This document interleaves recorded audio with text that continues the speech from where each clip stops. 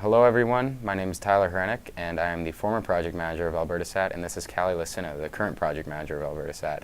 And today we are going to talk to you about Ex-Alta 1's journey to space. And the photo that you're looking at right now is showing the Ex-Alta 1 satellite that was built by our student group, AlbertaSat, at the University of Alberta. It's being deployed out of the International Space Station into orbit around Earth. And this photo was taken by an astronaut out the window of the space station on May 26, 2017.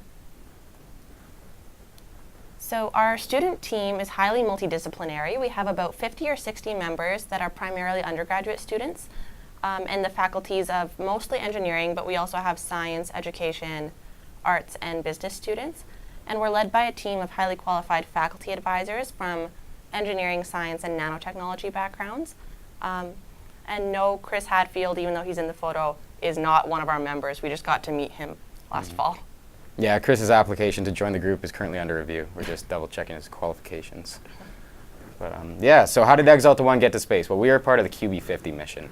And this mission was a consortium of 50 CubeSats to go to space and study space weather. So, you know, each CubeSat has a set of payloads that will allow it to take data about the magnetic field of the Earth and how do charged particles interact with our atmosphere. And so we were the representative from Canada, so not only did we have to represent the U of A in Alberta, but all of Canada on the international stage. And this mission really taught us a lot about collaboration on a global scale when we went to conferences each year to meet with these other teams and then work collaboratively to solve each other's issues. So, you know, not only did we learn the importance of working together as a team at the U of A, but also as a team on a global scale on a larger mission. This video is going to show you the internal components of the Ex-Alta 1 satellites. You can get an idea of how it's made. So most of the outside of it is covered in solar panels. That's how it generates its power. And the actual form factor is extremely small. It's only 10 by 10 by 30 centimeters. Our current satellite, Ex-Alta 1, and the next one we're making are going to be this exact same size. So on the inside, you have a lot of boards. The first section you're looking at here is the command and data handling system. So that's the computer. It makes most of the decisions for the satellite. We are also flying a commercial computer in parallel with an open source one to space qualify the one made at the U of A. We have batteries, a power distribution board, a transceiver for the radio, and then this board is part of the science experiment, so it's the electronics to go with the magnetometer on the satellite. That board measures radiation as part of our mission to study space weather, and then the navigation and steering system controls the way the spacecraft is spinning and where it's pointing. On the outside, we're also going to have the multi-needle Langmuir probe out the front. That's the electron instrument. It's part of our science payload. And then the magnetometer on a 60 centimeter long boom. We have antennas on the back. We operate in UHF. And then we also have a donor chip that lists the names and the logos of the companies that donated to Ex-Alta 1 as a thank you. So as pretty as that animation was, the integration that happened in the clean room was a little bit more chaotic. You can see from the images there's a lot more wires and a lot more things going on, but this was a very exciting process, and our team learned a lot from you know, getting in the clean room, putting on the clean room suits, and integrating this entire CubeSat. So you can see here that it comes together in a stack just like you saw in the animation, and you know, it was important to make sure that all the wires were connected correctly and everything fit together, and you know, we had a functioning satellite. And so once we put the whole thing together, we got to move on to testing after that. We were able to carry out a fair amount of the testing for the satellite using facilities at the U of A. So you're looking at the centrifuge in the basement of the NREF building right now, where we had the satellite in there to test if it could withstand the accelerations of the launch vehicle, so the rocket it was going up on.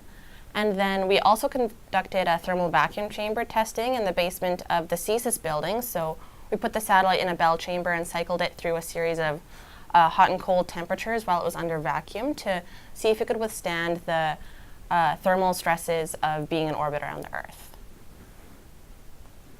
So once all the testing was done, we delivered Ex-Alta 1 to Delft in the Netherlands for the final health checkout. So here it's being integrated into the launch pod that will go up to the International Space Station to be deployed from nanoracks.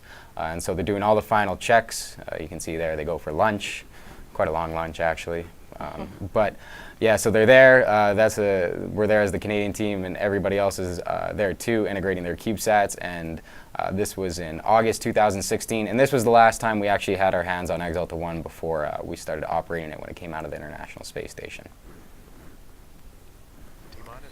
And then the most fun part probably of this whole process was when we traveled to Florida to watch the launch of Ex-Alta 1. It was on an Atlas V rocket off of Space Launch Complex 41 at Cape Canaveral Air Force Station. About 8 of the team members actually got to go watch this live from 3 kilometers away. And the Ex-Alta 1 satellite was packed in a resupply capsule going to the space station. So the capsule contained food, supplies, and other science experiments that were all headed to the ISS. Once it docked with the ISS, the astronauts removed all the cargo from the capsule. And then following that, about a month later, the satellite was deployed out of the space station into orbit. Okay, and then so also while we were down at Cape Canaveral, we took our time to have fun at NASA, because it's not every day you get to go to the Kennedy Space Center. So you can see a few of our members there with the iconic NASA ball in front of the Kennedy Space Center there. And yeah, and then we also got to present at NASA, so there was a briefing on our mission, so that was quite the experience. A group of members, Callie and myself and a few others, we got to do a presentation at NASA. And then so Callie spoke about how we were 3 kilometers away, so we were on this gantry here, and it was a great viewing spot.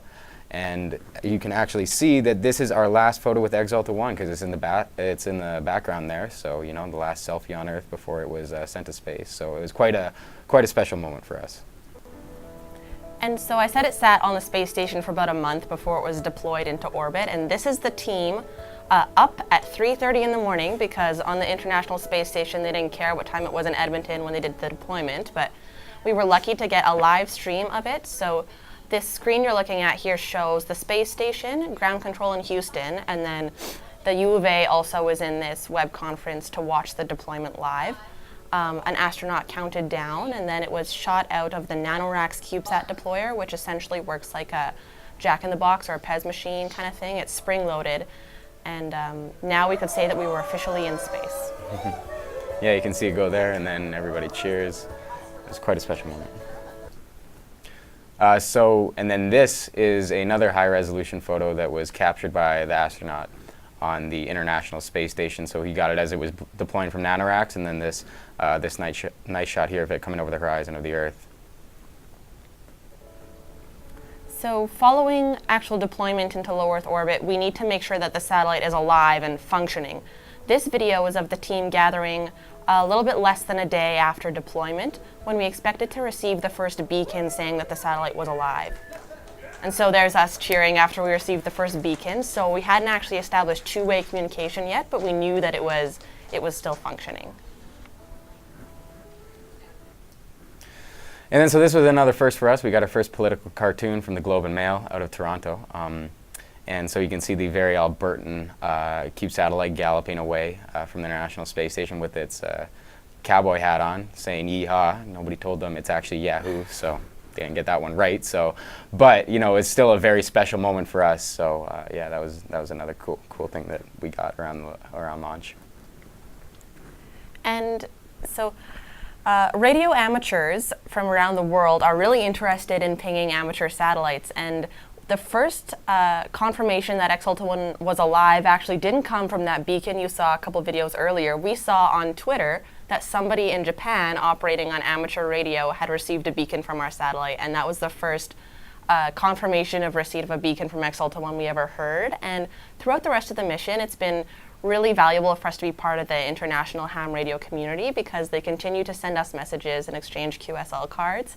And it's been really cool to see what other people have collected from Ex-Alta 1. And then so just to give you an idea of what mission control is like, you can see on the left here we have a short video, and on the right we can see the setup of the entire office. So there's 2 main computers, and on one computer what will happen is one of the operators will interface directly with the satellite, talking to the the onboard computer and the electronic power supply, giving commands, downloading data, turning on and off payloads, assessing the status of the spacecraft, and executing whatever's on the flight schedule for that day. At the other computer, the second operator will operate the ground station infrastructure, so they'll make sure the antenna is working properly and tracking the satellite, and the radio is Doppler shifting and also communicating with the satellite and making sure everything on our end is going good so we can establish proper communications.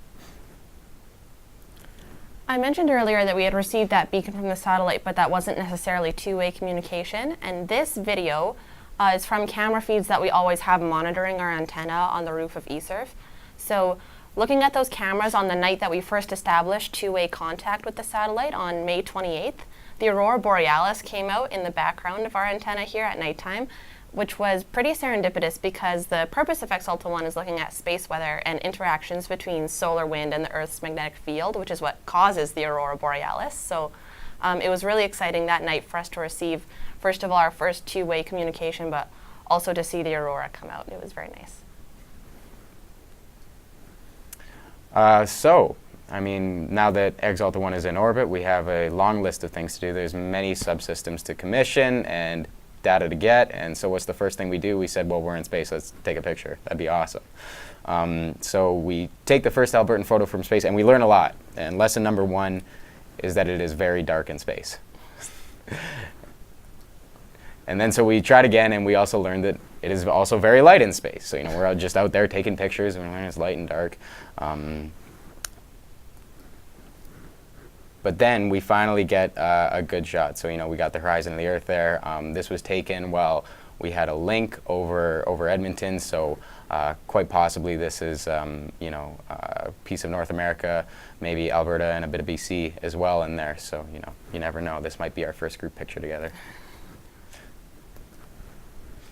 And throughout the launch and early operations phase of the mission, we got extensive media coverage, not just within Canada, but around the world. And so it was really exciting for the team to have their successes celebrated on this level. We actually reached an audience of over 124 million people worldwide through online articles published in 12 different countries in 4 languages. So you see a tweet from the Premier of Alberta there. The Canadian Space Agency gave us a shout out. And that's our estimated reach. 273 articles published about us in English, French, Mandarin, and German. And so educational outreach is another very important aspect of what we do at AlbertaSat. We do CubeSats, but we want to build the entire space umbrella in Alberta. And so, it starts with us getting the youth interested in elementary schools, teaching them about space and engineering. And so where there's multiple lesson plans, one for learning about CubeSats, one for learning about the Northern Lights, and then one learning about solar power. And so we want them to know that because this is happening at the University of Alberta, all they have to do is go through school, stay interested and active in being interested in space, and then they can just come to the U of A, join AlbertaSat, and then they can get their hands on, spacecraft and engineering science immediately. So, that's another thing that we do. And that educational outreach aspect of AlbertaSat is working towards our long-term goals. And so we hope to make spacecraft engineering education available at all levels. So we want to start with the students developing a familiarity with space when they're young, and then have programming available maybe in high school and definitely at the university level. That will help make Alberta a leader in spacecraft science and engineering, which we already kind of are since the launch of Ex-Alta 1. And then that in general will contribute to creating a space industry that's prominent here in Western Canada. So if you have any questions, you can contact us by email later, but we'll also look forward to talking to you really soon. Thank you.